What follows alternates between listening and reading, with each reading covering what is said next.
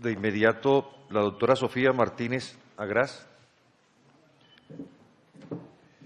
La doctora Martínez Agraz es asesora jurídica de la organización Alianza por la Libertad, abogada de la Universidad Anáhuac y estudios de la Universidad de Nueva York. Es una de las invitadas internacionales. Le agradezco mucho en nombre de la Corte Constitucional que haya venido a nuestro país y a esta audiencia que organiza la Corte Constitucional de Colombia. Muchas gracias. Y buenos días, honorables magistrados de la Corte Constitucional de Colombia. Agradezco el espacio que se le ha dado a mi organización en esta audiencia pública que aborda un tema tan importante. El matrimonio ha sido, históricamente, una promesa personal entre un hombre y una mujer con una finalidad pública. Este, a su vez, constituye el fundamento de la familia, el cual es génesis primario de la sociedad. Históricamente, los gobiernos han promovido el matrimonio entre un hombre y una mujer con la finalidad de la perpetuación de la sociedad. Las normas sobre el surgimiento tanto de la familia como del matrimonio han sido producto de normas no impuestas, sino acciones que históricamente han llegado a desarrollar las instituciones de forma espontánea que anteceden al propio Estado. El propósito de la institución no es la simple felicidad y placer de quienes escogen la vida en común, sino que responde a la creación y conexión cercana que tiene con la familia y el desenvolvimiento e impacto de la misma en la sociedad. El concepto de matrimonio, entendido como una institución social, natural y previa al Estado, niega las teorías que le otorgan al Estado un poder constitutivo sobre el mismo. Las leyes y el Estado únicamente reconocerán esta unión porque tienen un interés particular en protegerlo, pero no depende de ellos su definición. Al hablar de matrimonio, no se puede dejar de hablar de familia, ya quedó claro. A lo largo de la historia, la familia se ha considerado como la célula fundamental de la sociedad. Esto se refleja en los principales instrumentos internacionales, de los cuales el Estado colombiano forma parte, y que están en plena consonancia con el artículo 42 de la Constitución de Colombia. En cuanto al matrimonio, el artículo 16.1 de la Declaración Universal de Derechos Humanos establece que los hombres y las mujeres, a partir de la edad núbil, tienen derecho sin restricción alguna, por motivos de raza, nacionalidad o religión, a casarse y fundar una familia. Y disfrutarán de iguales derechos en cuanto al matrimonio, durante el matrimonio y en caso de disolución del matrimonio. A su vez, el artículo 23 del Pacto Internacional sobre Derechos Civiles y Políticos contempla que se reconoce el derecho del hombre y de la mujer a contraer matrimonio y a fundar una familia si tienen edad para ello. El artículo 2 de la Convención Americana de Derechos Humanos establece que se reconoce el derecho del hombre y la mujer a contraer matrimonio y a fundar una familia. Y bueno, en el mismo sentido, el artículo 42 de la Constitución de Colombia, que bien lo conocen, establece que la familia es el núcleo fundamental de la sociedad. Se constituye por vínculos naturales o jurídicos, por la decisión libre de un hombre y una mujer de contraer matrimonio o por la voluntad responsable de conformarla.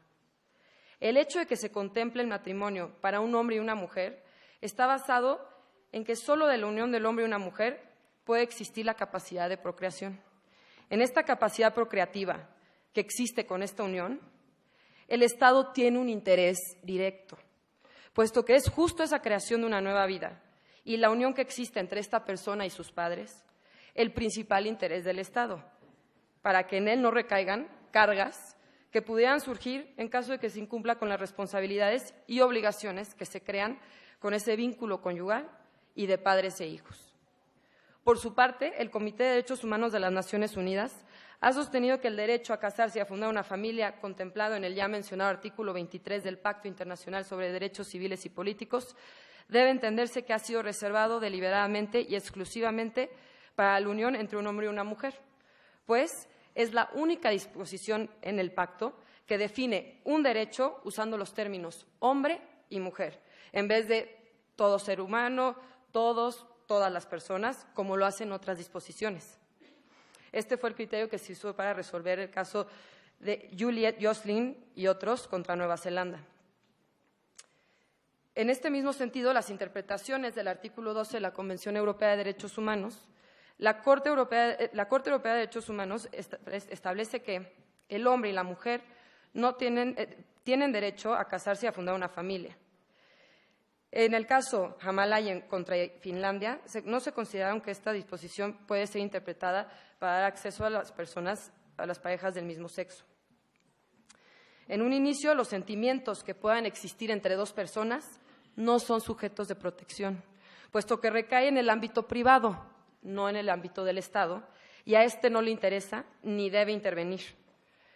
Es el resultado procreativo de la unión del hombre y la mujer la razón principal por la que el Estado interviene en este asunto privado. Y lo ha hecho así durante muchos años. Por estas razones, el orden jurídico protege el matrimonio y no a las demás innumerables relaciones entre dos personas que se presenten en la sociedad, como es la relación de dos amigos, de dos compañeros de negocios, de dos hermanos, por mencionar algunos. La relación de dos amigas, por más intensa que sea y hasta incluso de convivencia mutua y de cohabitación mutua, no puede y nunca podrá ser ni hacer lo que el matrimonio es y hace. Por eso, el ordenamiento jurídico exclusivamente protege a esta relación y no a otras relaciones personales privadas. En otras palabras, el reconocimiento que se le otorga al matrimonio es un hecho que resulta de la contribución que éste tiene para el bien común al formar una familia. Por lo anterior, el preservar la institución del matrimonio, como se ha definido en los tratados internacionales y leyes colombianas, es un interés legítimo del Estado. Por lo tanto, ninguna corte puede negar este interés público y especial que el Estado tiene sobre el matrimonio de un hombre y una mujer, interés que no existe en ninguna otra relación. Decir que se violenta el derecho a la vida privada de las personas por no darles acceso al matrimonio tiene poco sentido, puesto que el Estado no le compete intervenir en la vida privada de las personas. Lo que al Estado le interesa es aquello que tiene un efecto público. En todo caso, lo que el Estado protege son los intereses o beneficios de esa relación privada que puedan recaer en lo público. Asimismo, el derecho de las personas a poder contraer matrimonio existe sin discriminación para hombres y mujeres. En ningún momento el Estado lo prohíbe, pero toda persona debe encontrarse en el supuesto para poder entrar en la figura de matrimonio. Esto significa que existen lineamientos sobre los cuales una persona puede tener acceso a matrimonio que se convierten en requisitos que obedecen a la naturaleza de la misma institución. El tratar de cambiar los elementos esenciales del matrimonio acabará por destruir la institución. Restringir el matrimonio exclusivamente para parejas del sexo opuesto no es la única distinción que hace el Estado. El Estado no solo no permite el matrimonio entre personas del mismo sexo, sino que tampoco permite el matrimonio entre múltiples personas, la poligamia, el matrimonio entre hombres y mujeres ya casados, la bigamia, matrimonio entre personas menores de cierta edad, el matrimonio entre parientes con un cierto grado de consanguinidad. Estas estipulaciones ayudan a esclarecer los intereses de la sociedad que están en juego cuando el Estado reconoce el matrimonio para beneficio de ésta en su conjunto. Existen formas, sin embargo, en las que el Estado puede resolver las preocupaciones o intereses legítimos que nacen de las uniones de las personas del mismo sexo.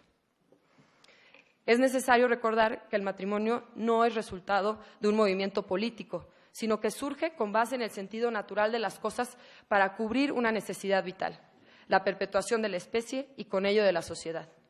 Cierto es que no todas las parejas pueden procrear por problemas particulares o incluso porque así lo deciden de manera voluntaria. Sin embargo, en potencia, cualquier unión de un hombre y una mujer podría traer nueva vida. En otras palabras, podemos decir que los casos en que las parejas no pueden procrear o no deciden hacerlo son la excepción a la regla. Y el Estado, sin embargo, legisla sobre la regla general, no sobre estas excepciones.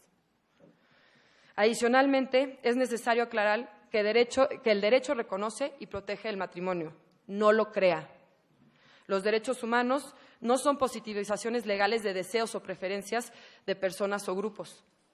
En cuanto a la facultad de esta honorable Corte Constitucional de decidir si las parejas del mismo sexo pueden o no contraer matrimonio, con el mayor respeto, consideramos que en una sociedad democrática la decisión descansa en sus ciudadanos, quienes mediante el proceso democrático han elegido a sus representantes, quienes conforman al legislativo. En un proceso de la índole de la que hoy discutimos, se debe garantizar la participación de todos los grupos sociales. La Corte es guardiana e intérprete de la Constitución, pero no puede modificar el texto constitucional. Los honorables magistrados que componen esta Corte no han sido electos de forma directa por el pueblo. En ese sentido, no poseen la representatividad del pueblo y una decisión que redefiniría la institución más básica de la sociedad y reestructuraría el orden social, tomada únicamente por la Corte, iría en contra de la democracia. La división de poderes existe precisamente para lograr el equilibrio en el poder. Una decisión como la que se tomó en Estados Unidos hace un mes, en donde 5 jueces decidieron el futuro de la sociedad norteamericana a expensas de la voluntad popular, que habían democráticamente sostenido que el matrimonio debía ser entre un hombre y una mujer en más de la mitad de los estados del país, es claramente impositiva. Y así lo reconocen los jueces que emitieron su voto disidente. El artículo 42 de la Constitución de Colombia es muy claro. Protege a la familia como célula fundamental de la sociedad y establece el matrimonio para un hombre y una mujer. Cualquier interpretación contraria a ese precepto tan claro serían opiniones individuales y se estaría ante un gobierno donde quienes tienen el poder de declarar lo que la Constitución es, lo hacen de acuerdo a un punto de vista personal, como lo dijo el magistrado Roberts de la Suprema Corte de los Estados Unidos, igualmente en su voto disidente. Es importante mencionar que al tratar de redefinir la institución del matrimonio no se estaría simplemente modificando algunos de sus elementos, sino estaríamos ante la creación de un ente completamente distinto a lo que históricamente ha sido el matrimonio y se estaría haciendo por medio de la imposición judicial. Por naturaleza, las instituciones naturales no devienen de la construcción de la voluntad de algunos pocos ni de la imposición gubernamental. Bien lo dijo el magistrado Scalia de los Estados Unidos en su voto disidente. Un sistema de gobierno que hace que la gente se subordine a 9 jueces que no han sido electos no merece llamarse democracia. Por lo anterior, concluimos que el Estado tiene un interés legítimo en preservar el matrimonio entre un hombre y una mujer, a fin de preservar la familia y con ello la sociedad. El matrimonio es la única relación personal con propósito público. Por eso, dicha protección especial no existe para ningún otro tipo de relación humana personal. El artículo 42 de la Constitución colombiana es claro en lo que establece y una interpretación contraria deja sin sentido la existencia del mismo. Con ello se contraviene la democracia para dar paso a la arbitrariedad y a la imposición de las ideas de unos cuantos. El papel de esta honorable Corte Constitucional debe limitarse a hacer valer lo establecido por la Constitución. De lo contrario, ingeriría en el ámbito del legislativo y con ello violaría la voluntad del pueblo, quienes, mediante el ejercicio de su derecho al voto, han elegido a sus representantes y es en ellos en quien recae esta responsabilidad. Todo lo anterior limita la competencia de la Corte Constitucional a que, por medio de una decisión judicial, modifique la estructura de la sociedad colombiana sin la participación de las demás ramas del poder público y del pueblo colombiano. Muchas gracias.